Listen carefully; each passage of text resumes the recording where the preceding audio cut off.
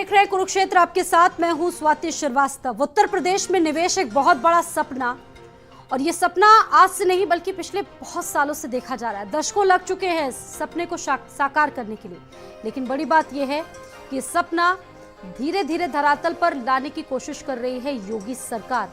ऐसा योगी सरकार का दावा है। हालांकि इस तरफ जो एक बड़ा इनिशिएटिव है, योगी सरकार ने वो इनिशिएटिव उठा दिया है, लेकिन जिस तरीके से उत्तर प्रदेश के तमाम मंत्री पहुंचे हैं विदेश दौरों पर, इस वक्त उनके साथ अधिकारी भी पहुंचे हैं, इससे ये लग रहा है कि उत्तर प्रदेश में जो ये सपना है वो धीरे धीरे जीवंतता की तरफ बढ़ता जा रहा है। लेकिन बड़ी बात यह है, सपना तो साकार हो रहा है, लेकिन कुछ चुनौतियां भी हैं। उन चुनौतियों को विपक्ष किस तरह से देख रहा है और विपक्ष इसको किस नजरिए से देख रहा है। बड़ी बात यह है कि उत्तर प्रदेश में कितना निवेश आएगा, कितना रोजगार बढ़ेगा, औद्योगिक क्षेत्र में क्या कुछ होगा, ये तमाम ऐसी बातें हैं, ऐसे सवाल हैं जिनका जवाब देना होगा सरकार को। लेकिन अच्छी बात यह है कि दुनिया भर से निवेशकों का जो प्यार है वो लगातार मिल रहा है उत्तर प्रदेश को, और बहुत सारे ऐसे देश हैं जो चाहते हैं कि उत्तर प्रदेश में निवेश वो करें, और इसको लेकर अब तक बहुत सारे एमओयू भी साइन हो चुके। 15,000 करोड़ से ज्यादा का जो निवेश का प्रस्ताव है वो उत्तर प्रदेश से आया है। कनाडा से 1200 करोड़ के एमओयू साइन किए गए हैं। यूएई से भी 20,000 करोड़ के आशय पत्र मिले हैं योगी सरकार को। स्वीडिश कंपनी भी करेगी 10,000 करोड़ का निवेश उत्तर प्रदेश में। साल दर साल, चुनाव दर चुनाव वादे होते हैं, तरक्की के बहुत सारे सपने तमाम सरकारें दिखाती हैं। औद्योगिकीकरण को उम्मीदों और बदलाव की चाशनी में लपेटकर बार बार पेश किया जाता है, लेकिन बड़ी बात यह है कि उत्तर प्रदेश में ढांचागत सुविधाएं कितनी बढ़ी हैं, ये देखना बहुत जरूरी होगा, और साथ ही साथ इन सपनों में कितनी जीवंतता योगी सरकार ला पाती है ये देखना होगा। इस वक्त हमारे साथ तमाम खास मेहमान जुड़ चुके हैं इस पर चर्चा करने के लिए, और खास बात यह भी है कि फरवरी में एक बहुत बड़ा समिट होने जा रहा है उत्तर प्रदेश में, और इस समिट के जरिए बहुत सारे ऐसी चीजें हैं जो धरातल पर आपको देखने को मिलेगी। फिलहाल अपने मेहमानों का मैं स्वागत करवाती हूँ। मनोज यादव जी हमारे साथ अभी कुछ ही देर बाद जुड़ेंगे। अवनीश त्यागी जी जुड़ चुके हैं, प्रवक्ता हैं बीजेपी से, बहुत स्वागत है अवनीश जी। प्रदीप सिंह जी हमारे साथ जुड़ चुके हैं, प्रवक्ता हैं कांग्रेस पार्टी से, बहुत स्वागत। अनुपम सिंह जी आपसे कुछ ही देर बाद जुड़ेंगे। शुरुआत करते हैं बीजेपी से।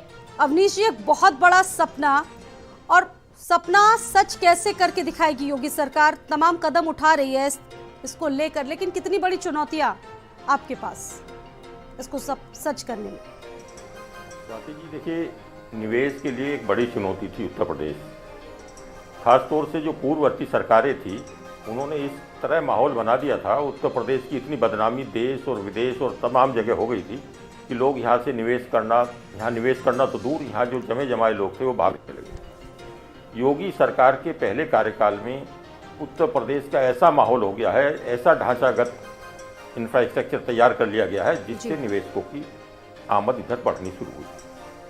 पहली बार कानून व्यवस्था बनी, बिजली जा रही है, सड़कें बेहतर हुई हैं, और अनुकूल माहौल बनने से निवेश के रास्ते तेजी से खुलेंगे और खुल रहे हैं। इसी का नतीजा है कि उत्तर प्रदेश दूसरी बड़ी अर्थव्यवस्था हो गया है देश में। यूपी के हालात सुधारना और उसकी छवि सुधारना योगी जी का काम था, योगी जी ने उसे किया। और देखिए, केंद्र और प्रदेश की डबल इंजन सरकार जिस तरह से इस काम में मदद कर रही है, उसके नतीजे जल्दी से सामने आएंगे, और जल्दी से सामने आने भी लगे हैं। जिस तरह से प्रस्ताव मिले हैं जो भारत से बाहर गए हैं देश विदेशों में प्रतिनिधिमंडल, और जिस तरह से उनको प्रस्ताव मिल रहे हैं वहाँ से, उससे लग रहा है कि उत्तर प्रदेश जो है वो 1 ट्रिलियन जो इकोनॉमी बनाने का लक्ष्य हमने रखा है उस तरफ हम बढ़ जाएंगे। ठीक है, एक रिएक्शन ले लेते हैं यहाँ पर प्रदीप सिंह जी से, कांग्रेस से। बहुत स्वागत है प्रदीप जी। ये तो सपना साकार होने जैसा है, और देखिए योगी सरकार बार बार इस बात को दावे के साथ कर रही है कि ये सपना हमने देखा और इसे आगे भी बढ़ा रहे हैं। कांग्रेस कैसे देख रही है इसे? देखिए, लगातार सपने दिखाने का काम तो भारतीय जनता पार्टी कर रही थी। पिछली सरकार में सबसे पहले चाइनीज झालर लगाते हुए लखनऊ में एक बहुत बड़ी इन्वेस्टर मीट की थी, और कई एमओयू साइन किए थे। इसी भारत समाचार पर हम लोगों ने बैठकर बहस की थी, और ये बताया था भारतीय जनता पार्टी की सरकार ने कि अब ये एमओयू धरातल पे उतरेगा और लखनऊ ने उत्तर प्रदेश का विकास में 4 चांद लगेंगे। लेकिन वो एमओयू आज तक धरातल पे उतरा नहीं, लगातार इन्वेस्टर मीट होती रही। अब आज सरकार स्वयं लोगों के पास जा रही, गली गली घूम रही है और कह रही है आप आइए और आप हमारे यहाँ आके इन्वेस्ट करिए।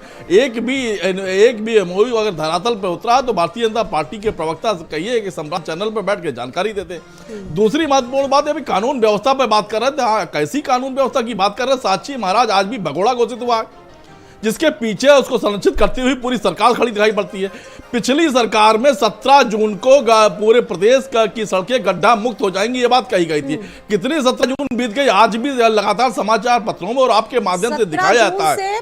पिछली सरकार की 17 जून आगे बढ़ा दिया गया। पिछली सरकार के 17 जून, बड़ा सवाल ये है, पिछली सरकार के 17 जून और आज भी कई 17 जून बीत गए। सड़कों की स्थितियां बहुत खराब है, कानून व्यवस्था पर देखिए कांग्रेस सवाल उठा रही है, बताने को तैयार बहुत सी ऐसी चुनौतियां, लेकिन वो कदम तो इनिशिएटिव तो लिया गया ना, इनिशिएटिव तो लिया गया कांग्रेस के पास नकारात्मक राजनीति और हताशा भरी आवाज के अलावा कुछ नहीं बचा है।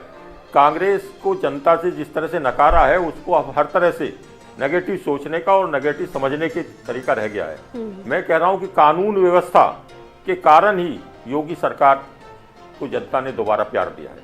37 साल बाद कोई प्रदेश सरकार ऐसी है जो पूर्ण बहुमत के साथ आई है। इसीलिए आई है कि जनता का मन को उन्होंने जीता है और जनता को अनुकूल माहौल दिया है।